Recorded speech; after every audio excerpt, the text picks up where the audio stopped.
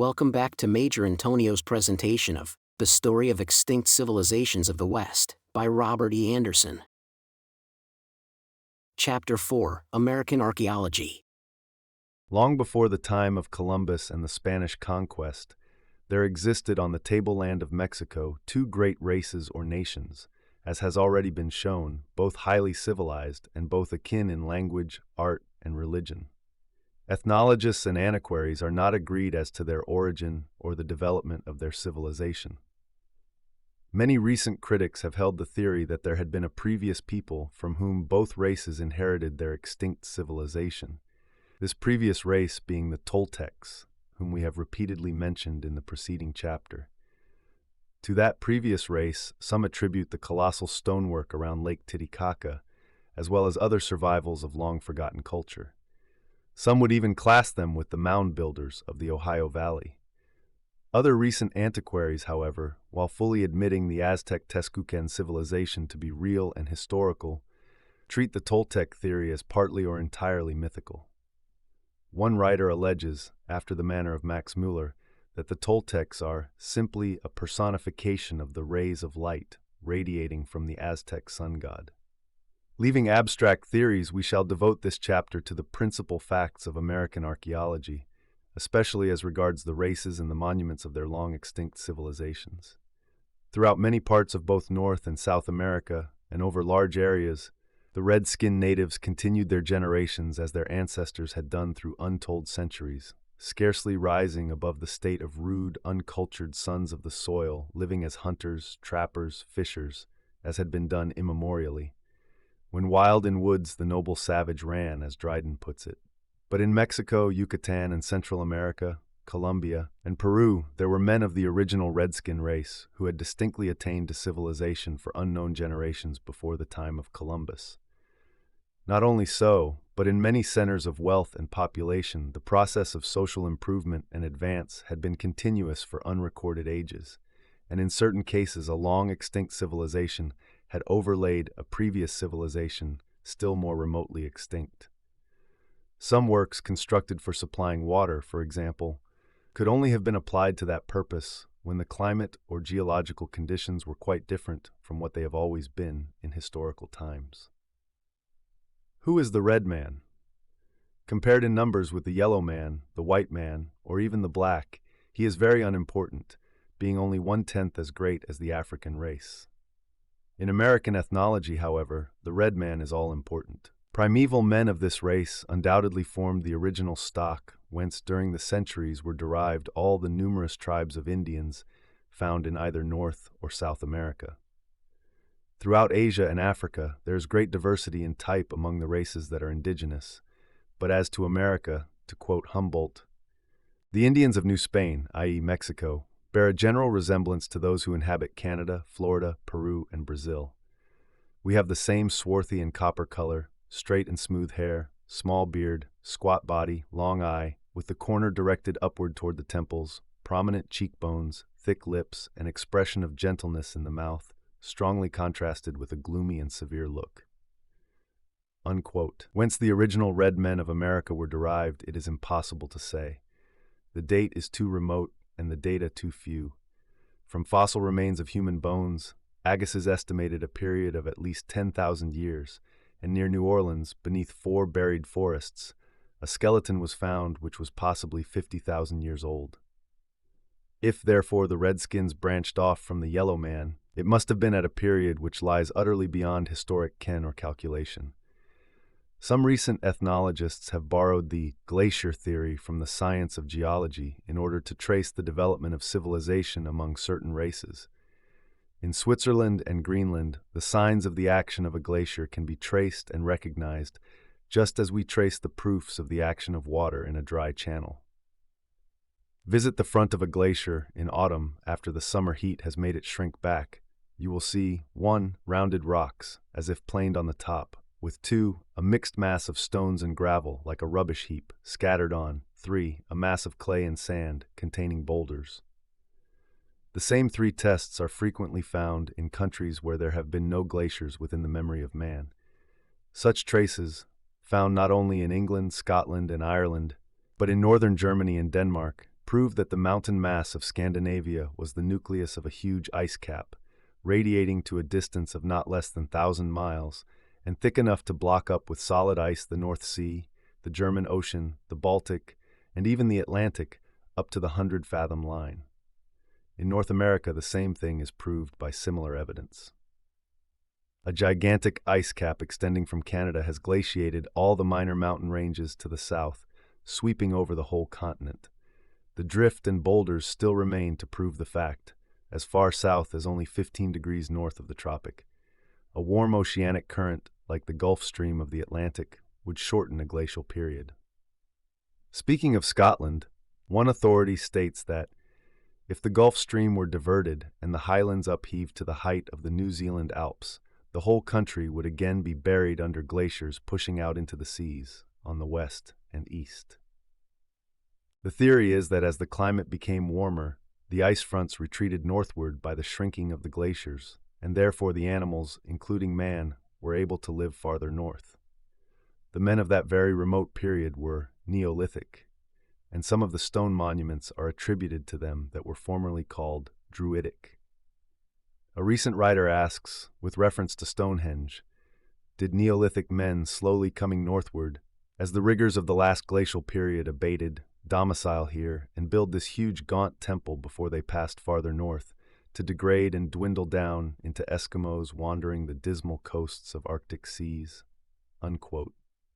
Another writer, with reference to the American ice sheet, says, during the second glacial epoch, when the great boreal ice sheet covered 1/2 of the North American continent, reaching as far south as the present cities of Philadelphia and St. Louis, and the glaciated portions were as unfit for human occupation as the snowcap of Greenland is today, aggregations of population clustered around the equatorial zone because the climatic conditions were congenial.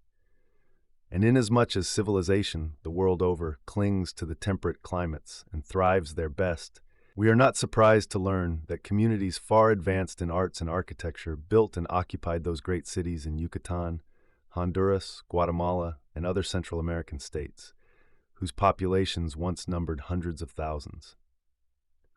An approximate date when this civilization was at the acme of its glory would be about 10,000 years ago.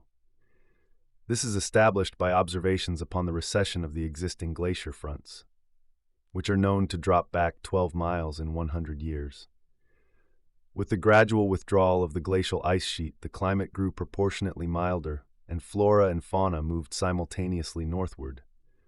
Some emigrants went to South America and settled there, carrying their customs, arts, ceremonial rites, hieroglyphs, architecture, etc., and an immense exodus took place into Mexico, which ultimately extended westward up the Pacific coast.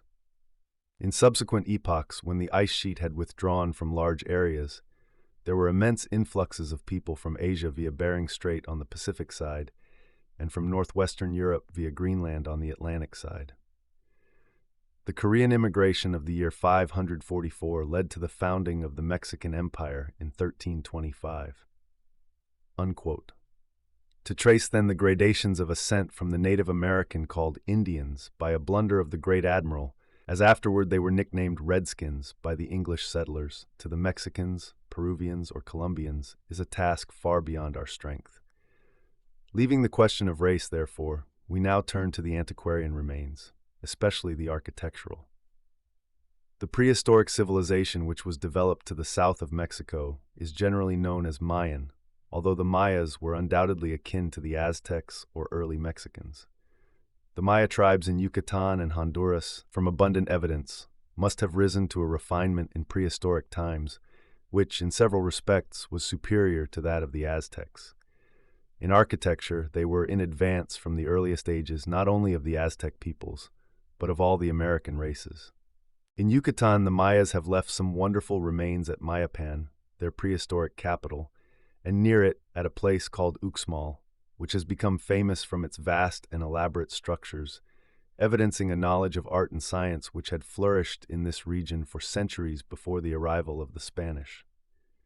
The chief building in Uxmal is in pyramidal form, the principal design in the ancient Aztec temples, as well as those of Chaldea, etc., consisting of 3 terraces faced with hewn stone. The terraces are in length 575, 545, and 360 feet respectively, with the temple on the summit, 322 feet, and a great flight of stairs leading to it. The whole building is surrounded by a belt of richly sculptured figures above a cornice. At Chichen, also in Yucatan, there is an area of 2 miles perimeter entirely covered with architectural ruins, many of the roofs having apparently consisted of stone arches, painted in various colors. One building, of peculiar construction, proves an enigma to all travelers. It is more than 90 yards long and consists of 2 parallel walls, each 10 yards thick, the distance between them being also 10 yards. It has been conjectured that the anomalous construction had reference to some public games by which the citizens amused themselves in that long-forgotten period. Among other memorials of Mayan architecture in this country is the city of Tulum on the east coast, fortified with strong walls and square towers. A more remarkable find in the dense forests of Chiapas in the same country is the city recorded by Stevens and other travelers. It is near the coast, at the place where Cortés and his Spanish soldiers were moving about for a considerable time, yet they do not appear to have ever seen the splendid ruins, or to have at all suspected their existence. Even if the natives knew, the Spaniards might have found the toil of forcing a passage through such forests too laborious. The name of the city, which had so long been buried under the tropical vegetation, was quite unknown, nor was there any tradition of it, but when found it was called Palenque, from the nearest inhabited village. There were substantial and handsome buildings with excellent masonry, and in many cases beautiful sculptures and hieroglyphical figures. Mérida, the capital of Yucatan, is on the site of a prehistoric city whose name had also become unknown. When building the present town, the Spaniards utilized the ancient buildings as quarries for good stones. The larger prehistoric structures are frequently on artificial mounds, being probably intended for religious or ceremonial purposes. The walls both within and without are elaborately decorated, sometimes with symbolic figures.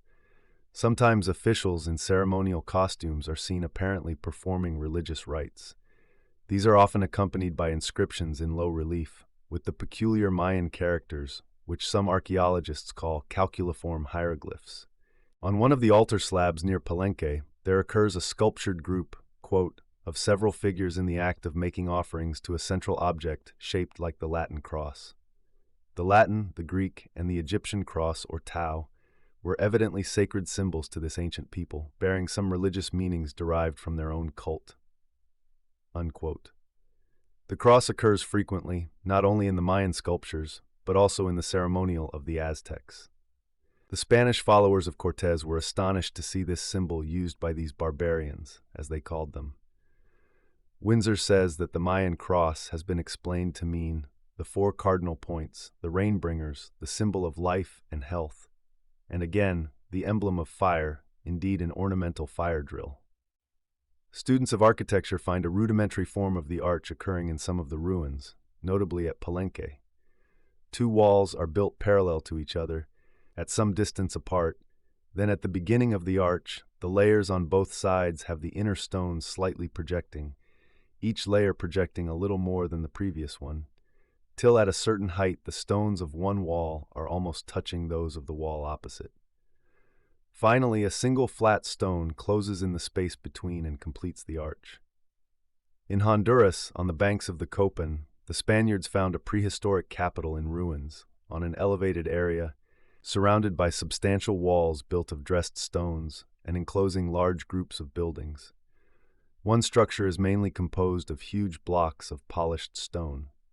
In several houses, the whole of the external surface is covered with elaborate carved designs.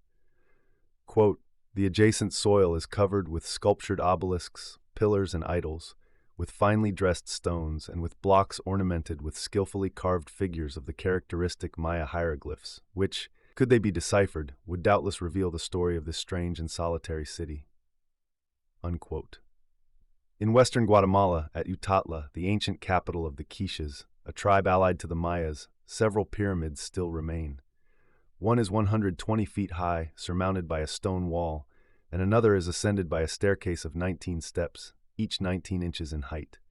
The literary remains, such as alphabets, hieroglyphs, manuscripts, etc., of the Maya and Aztec races are in some respects as vivid a proof of the extinct civilizations as any of the architectural monuments already discussed. Both Aztecs and Mayans of Yucatan and Central America used picture writing, and sometimes an imperfect form of hieroglyphics. The most elementary kind was simply a rough sketch of a scene or historical group which they wished to record. When, for example, Cortés had his first interview with some messengers sent by Montezuma, one of the Aztecs was observed sketching the dress and appearance of the Spaniards, and then completing his picture by using colors. Even in recent times, Indians have recorded facts by pictographs. In Harper's Magazine, August 1902, we read that pictographs and painted rocks to the number of over 3,000 are scattered all over the United States, from the Dighton Rock, Massachusetts, to the Kern River Canyon in California, and from the Florida Cape to the Mouse River in Manitoba. The identity of the Indians with their ancient progenitors is further proved by relics, mortuary customs, linguistic similarities, plants and vegetables, and primitive industrial and mechanical arts, which have remained constant throughout the ages. The pictographs of the Kern River Canyon, according to the same writer, were inscribed on the rocks there about 5,000 years ago. A more advanced form of picture writing is frequently found in the Mayan and other inscriptions and manuscripts. Two objects are represented, whose names, when pronounced together, give a sound which suggests the name to be recorded or remembered. Thus, the name Gladstone may be expressed in this manner by two pictures, one a laughing face, i.e. happy or glad, the other a rock, i.e. stone. It is exactly the same contrivance that is used to construct the puzzle called a rebus. A third form of hieroglyphic was by devising some conventional mark or symbol to suggest the initial sound of the name to be recorded. Such a mark or character would be a letter, in fact, and thus the prehistoric alphabets were arrived at, not only among the early Mayans of Yucatan, etc., but among the prehistoric peoples of Asia, as the Chinese, the Hittites, etc., as well as the primeval Egyptians. Many of the sculptures in Copan and Palenque to which we have referred contain pictographs and hieroglyphs. A Spanish bishop of Yucatan drew up a Mayan alphabet in order to express the hieroglyphs on monuments and manuscripts in Roman letters. But much more data are needed before scholars will read the ancient Mayan Aztec tongues, as they have been enabled to understand the Egyptian inscriptions or the cuneiform records of Babylonia. For the American hieroglyphs, we still lack a second Young or Champollion.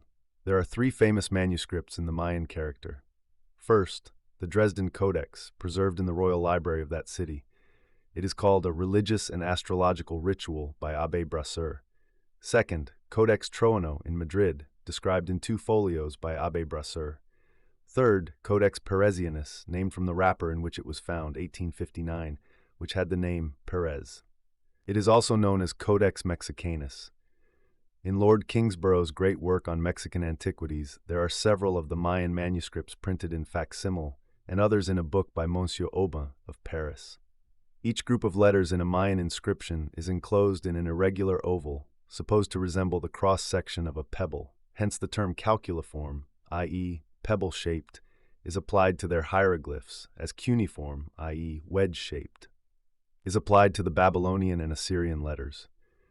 The paper which the prehistoric Mexicans, Mayas, Aztecs, or Tezcucans, etc., used for writing and drawing upon was of vegetable origin, like the Egyptian papyrus. It was made by macerating the leaves of the maguey, a plant of the greatest importance. When the surface of the paper was glazed, the letters were painted on in brilliant colors, proceeding from left to right, as we do.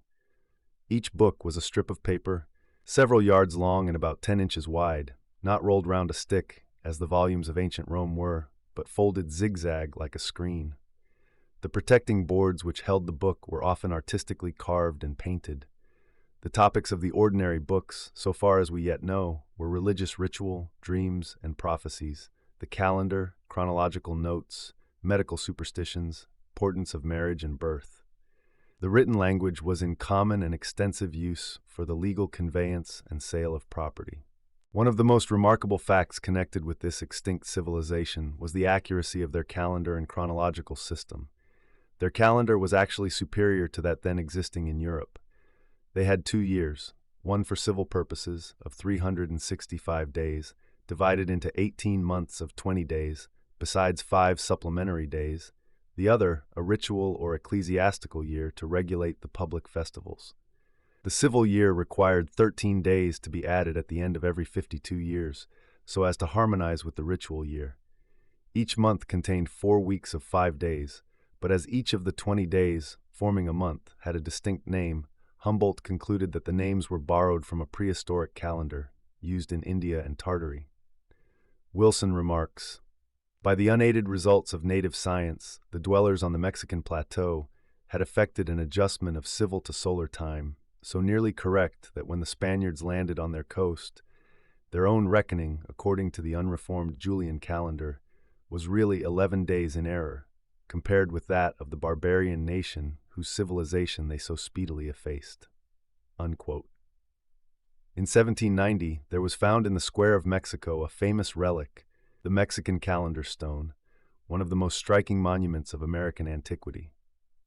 It was long supposed to have been intended for chronological purposes, but later authorities call it a votive tablet or sacrificial altar. Similar circular stones have been dug up in other parts of Mexico and in Yucatan. Both the Mayas and the Aztecs excelled in the ordinary arts of civilized life. Papermaking has already been spoken of. Cotton being an important produce of their soil, they understood its spinning, dyeing, and weaving so well that the Spaniards mistook some of the finer Aztec fabrics for silk. They cultivated maize, potatoes, plantains, and other vegetables. Both in Mexico and Yucatan, they produced beautiful work in feathers. Metalworking was not so important as in some countries, being chiefly for ornamental purposes. In fact, it was the comparative plenty of gold and silver around Mexico that delayed the invasion of the Mayan country for more than 20 years. The Mayas had developed trade to a considerable extent before the Spanish invasion and interchanged commodities with the island of Cuba. It was there, accordingly, that Columbus first saw this people and first heard of Yucatan. Of the Mexican remains on the Central Plateau, the most conspicuous is the mound or pyramid of Cholula, although it retains few traces of prehistoric art. A modern church with a dome and 2 towers now occupies the summit, with a paved road leading up to it. It is chiefly noted, first, by antiquaries, as having originally been a great temple of Quetzalcoatl, the beneficent deity, famous in story, and secondly, for the fierce struggle around the mound and on the slopes between the Mexicans and Spanish. Another mound in this district, Xochicalco, lies 75 miles southwest of the capital. It is considered one of the best memorials of the extinct civilization, consisting of 5 terraces supported by stone walls and formerly surmounted by a pyramid. Passing from the traces of Aztec and Mayan civilization, we may now glance at the antiquities of the Colombian states. There are no temples or large structures because the natives, before the Spanish conquest, used timber for building. But owing to the abundance of gold in their brooks and rivers, they developed skill in gold working and produced fine ornaments of wonderful beauty. Many hollow figures have been found, evidently cast from molds representing men, beasts, and birds, etc. Stone cutting was also an art of this ancient race, sometimes applied to making idols bearing hieroglyphs. When the Spaniards invaded them to take their gold and precious stones, the Chibchas, who then held the Colombian tableland and valleys, threw large quantities of those valuables into a lake near Bogota, the capital. It was afterward attempted to recover those treasures by draining off the water, but only a small portion was found, and in the present year, 1903, a new engineering attempt has been made. A Spanish writer, in 1858, asserted that evidence was found in the caves and mines that in ancient times the Colombians produced an alloy of gold, copper, and iron, having the temper and hardness of steel. On a tributary of the river Magdalena, there are many curious stone images, sometimes with grotesquely carved faces. Turning next to the mound builders in the Ohio and Upper Mississippi Valley, we find traces of an extinct civilization in high mounds, evidently artificial, extensive embankments, broad deep ditches, terraced pyramids, and an interesting variety of stone implements and pottery. Some mounds were for burial places, others for sacrificial purposes, others again as a site for building, like those we have seen in Mexico and Maya. Many enclosures contain more than 50 acres of land, and one embankment is 50 miles long. Among the relics associated with those works are articles of pottery, knives, and copper ornaments, hammered silver, mica, obsidian, pearls, beautifully sculptured pipes, shells, and stone implements. The mounds found in some of the Gulf states seem to confirm a theory that the mound builders were the ancestors of the Choctaw Indians and their allies, and had been driven southward. In the lower Mississippi Valley, eastward to the seacoast, there are many large earthworks, including round and quadrilateral mounds, embankments, canals, and artificial lakes. Similar works can be traced to the southern extremity of Florida. Some were constructed as sites for large buildings. The tribes to whom they are due are now known to have been agricultural, growing maize, beans, and pumpkins. With these products and those of the chase, they supported a considerable population. Among other antiquarian remains in America are the cliff houses and pueblos. The former peculiarity is explained by the deep canyons of the dry tableland of Colorado. Imagine a narrow, deep cutting, or narrow trench, worn by watercourses out of solid rock, deep enough to afford a channel to the stream from 500 to 1,500 feet below the plateau above.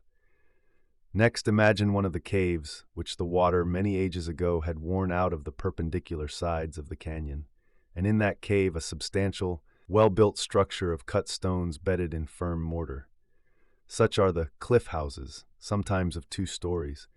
Occasionally there is a watchtower perched on a conspicuous point of rock near a cliff dwelling, with small windows looking to the east and north. These curious buildings, though now prehistoric in a sense, are believed by archaeologists to be later than the Spanish conquest. Peru is very important archaeologically, but some interesting points will properly fall under our general account of that country and its conquest by Spain. In Peruvian architecture we find cyclopean walls, with polygonal stones of 5 or 6 feet diameter, so well polished and adjusted that no mortar was necessary, sometimes with a projecting part of the stone fitting exactly into a corresponding cavity of the stone immediately above or below it. Such huge stones are of hard granite or basalt, etc.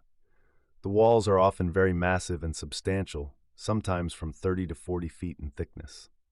The only approach to the modern arch in the Peruvian structures is a device similar to that which was described under the Mayan architecture. Some important buildings were surrounded with large upright stones, similar to the famous Druidic temple at Stonehenge. All of the chief structures were accurately placed with reference to the cardinal points, and the main entrance always faced the east. The Peruvian tombs were very elaborate, one kind being made by cutting caverns in the steep precipices of the Cordillera and then carefully walling in the entrance. Another variety, the chulpa, was really a stone tower erected above ground, 12 to 30 feet high. The chulpas were sometimes built in groups.